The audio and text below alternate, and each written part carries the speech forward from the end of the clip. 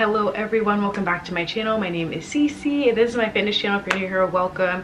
I like to share my fitness journey with you guys, and I also really like to emphasize individuality and promote the understanding that not everyone's journey is the same or linear. So for more of that, be sure to subscribe. Today's video, I'm super excited to unbox my brand new Apple Watch with you. I literally just went to pick this up from from Best Buy, you guys. I ordered it on Monday and it's Thursday, so it's literally 2 days before Christmas, and I was able to receive my Apple Watch. So Merry Christmas to me from me. Just a little background to share with you guys. I did have the Series 3, but the screen broke off. I've had this, I believe, since about 2017 Christmas. It was a gift, so I never got Apple Care or anything like that, but it lasted me a long time, and I really did love my Apple Watch, so definitely wanted to repurchase one after this one broke. I will put the specs on the screen and below for the new one that I ordered, but just the gist of it, it is a Series 7. I got the Starlight aluminum case with the Starlight sports band. That was the only color that seemed to kind of appeal to me, and the plus side is it's really easy to purchase new bands on Amazon or even at the Apple store at Best Buy. Like, this isn't the original band. I have very tiny wrists, you guys, so I have to get the smallest size available. The new one is 41 millimeters and my old one was, I think, 38 millimeters. So I'm a little nervous about the size because years ago I tried on my cousin's 44 millimeter one, and my wrist it dwarfed my wrist. It was literally like this big, and it looks so ridiculous on my wrist. So I'm hoping that this size doesn't look too big for me. This has this little like flap here. I'm not sure. I think it comes out. Wow, interesting. So the box is this, like, okay, so this is two different boxes. So this is what it looks like inside of the package. These are the two items that come inside of there. It's pink. Yeah, I'm gonna have to get a different color. Is that pink? Actually, I can't tell. I really can't tell. Then on the back, it has these like little arrow thingies. So let's see what that's about. Is that a pull out action? That's why. When you open this first big box, it's going to look like this. This is the watch itself, and then this is probably the little pamphlet, you guys know, where they keep all of the information. So that's pretty straightforward. Behind this pamphlet is the charger, which looks to be exactly the same as my previous one, just based on like the way that this looks. The charger is pretty basic. I can't remember. I think it's like a 3-foot cable. So this has changed. So this has changed. If you guys like Apple, then you know they changed a lot of their things from USB to this. So I have this for my MacBook Pro, also for my iPhone and my AirPods. It has the same kind of jack, so that's going to be fine for me. My Apple Watch was actually one of the last things I had with USB because I'm an Apple fan. If you don't like Apple, I think that's fine. I think finding what works for you is more important than getting something just because everyone else gets it. I personally like Apple, so that's why I like to stick to it. This is the charger, you guys. This is what it looks like. It's magnetic, and I'll show you that, but it literally sits like this.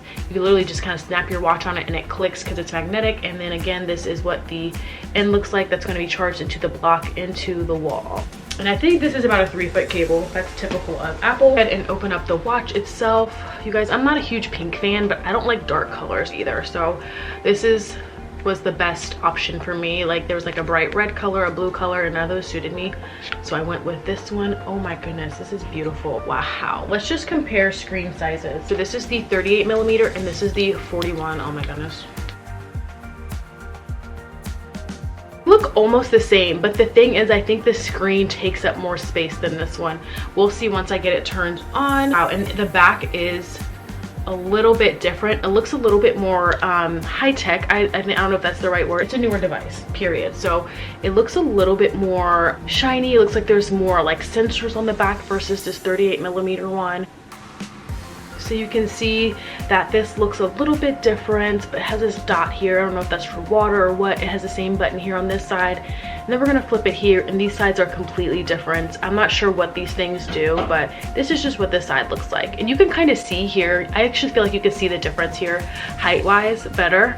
It's a little bit taller. Okay, and let's open up the wristband. It even has here on the side here 41 millimeter, and then if you flip it on the other side, it does have the Starlight band, the kind of band that you have, so that's cool.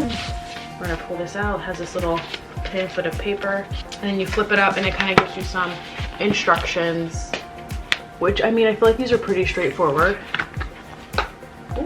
and then you drop it open. Oh, so these are the two different sizes. This is something I forgot. This is the medium large band. This is the small medium band, so I'll definitely be switching to this band here, but it does come with these two. These part are actually two different pieces. I know it's kind of hard to tell. I love this color actually. It doesn't look as pink in person. The screen did get fired up here. So I'm going to bring iPhone near Apple Watch. It's going off in different languages. Where's my phone? So it's gonna pop up on my screen like this, and I'm gonna hit continue. So now I'm going to go through setting up my Apple Watch. Let me see if I can screen record for you guys. So of course I'm going to set up for myself. Okay, so this is a cool function. There I am, but you can actually, so on your Apple Watch it's gonna look like this. This is something I remember. It kind of looks like an exploding like supernova planet, or just like a really sparkly planet, or even like our planet with the amount of satellites that we have now. That's what it looks like. And then you're just gonna hold that to your phone. So let me see if I can get that figured out. So you guys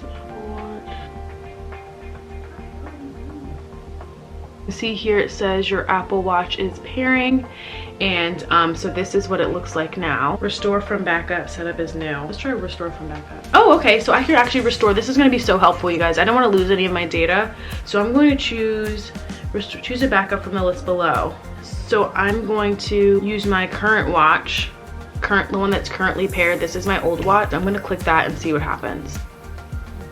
While that's working on signing into my account, I'm gonna go ahead and attach the bands. This side of the band is actually gonna attach to the bottom of the watch, you guys. These are super easy to attach. You literally just like slide them in. You can see how it's like slightly like has this ridge here. You want this side with like the slight ridge here to face this side. So let me see if I can explain it. You literally just slide it in like that. It is a little stiff because, you know, it's gonna be secure once it's in there.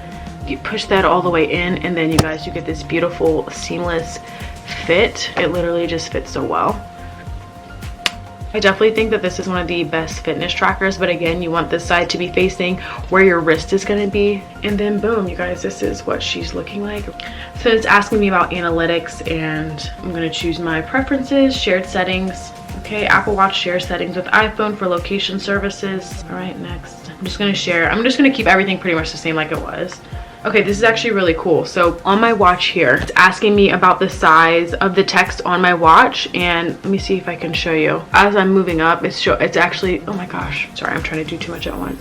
But here, if I move this up, you can see the text increasing on my watch. So create a passcode. I'm gonna create a passcode. This is something that I used to have as well on my watch, which, I mean, password protect your stuff, so I'm gonna do that.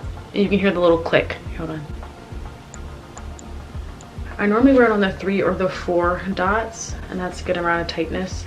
I just feel like 3 because I don't want it to slide around or anything like that, so I like to keep it on third hole from the top here. I like my watch to be secure. If I'm sleeping, then I'll wear it on a 4 or 5 just to kind of loosen it up. Now my Apple Watch is syncing, so I guess it's syncing all my old data and stuff like that. Something else I do want to highlight about this one is I think it's 32 gigabytes, but the original watch that I had, the Series 3, was only 8 gigabytes, you guys. With the way data works now and how much we're using our phones and how much data we're tracking, even just for ourselves, the amount of data that our watches and things are storing, especially an Apple Watch with the connectivity to your phone, it's nice to have more space, because I remember always running out of space on this one. I literally had to reset it once to the factory settings to kind of just clear out some old stuff, even though I had nothing on here, just to get it to work again. I do like watches. I think they're nice, but I don't need my watch to have photos. Like, I don't need that. That's just not something that really applies to me. So like photos, and even keeping my music on it, I don't mind carrying my phone with me when I'm walking or I need to listen to music. So it was a bit ridiculous at that point for the 8 gigabyte to not be working from lack of storage when I had no photos and no music on here. I will say that was a bit annoying, but I believe this one's 32 gigabytes, so I'm hoping that that will not be an issue, if not for a very long time. So let me just show you guys what it looks like on my wrist, a better angle. So this is the 41 millimeter. Like I said, even now it doesn't look terrible on my wrist, but you see how kind of large and how it takes up my entire wrist. It doesn't look terrible, but it'll definitely take some getting used to. And this is what it looks like when it's syncing. I do think Apple is one of the best fitness trackers. I love love so many things about Apple fitness trackers. They connect to so many other apps. So I have apps where I track my sleep, and you're allowed to connect that to your Apple Health app, where it's tracking your exercises, it tracks your sleep, it tracks your steps, it tracks your weight. And so I have a smart scale, and that app is actually connected to my Apple Health app. So everything is really connected, and I actually really like that, especially when it comes to fitness and living a healthy lifestyle. So I will say Apple Watches are expensive, so that's something to keep in mind. And I'm not in anybody's pocket. I'm not saying, you know, this is what to get. I'm not saying that this is the only watch option out here. Before using Apple, I was a Fitbit fan, and I don't think there's anything wrong with Fitbit or those other Garmin. There's tons of different brands, you guys, but from my experience, I do really think that for the amount of years I use my watch, for the amount that I use my watch, like just walking, tracking my exercises, tracking my steps, oh my gosh, you guys, one of my favorite features about the watch is that you can ping your phone. So raise your hand if your phone is always on silent. I literally will never have my phone off silent. I couldn't tell you the last time I chose to have my phone off silent, which is great until you lose it. And so you can actually ping your phone even if it's on silent. So it will ping your phone if you lose it or you can't find it. And that's one of my favorite features, you guys. You can answer calls, you can answer texts. Siri is my favorite on here, you guys. It's so crazy because when I first went to Apple Watch from Fitbit, I was like, like it's really not that much for me in this watch. But after I started using it, and again, the connectivity between Apple devices is something that I absolutely am just so obsessed with. So I can be like, set a reminder tomorrow to check the mail, and that's something that's going to link to my phone, and it's going to pop up on my phone, the reminder as well. And so if you do have Apple devices, I personally do think that it is worth the investment to get a watch like this, especially if you like to track your fitness and stuff like that. So many variety of different workouts you can choose from when you're tracking different kind of exercises. So you don't just track a workout to track a workout. You can choose whether it's a HIIT workout, a yoga workout, a walk inside, a walk outside, indoor run, outdoor run, cycling. I've seen you can even do like core workout, treadmill, elliptical. You can track those specific exercises, which is super cool, you guys. So thank you guys for watching. Please sure to give this video a big thumbs up if you enjoyed it. If you have any questions below, I'll answer them to the best of my ability. Also subscribe for more, because that really supports me and my channel, which I'm so appreciative of. I really appreciate you guys tuning in today. Thank you for your time. I'll catch you next time. Bye.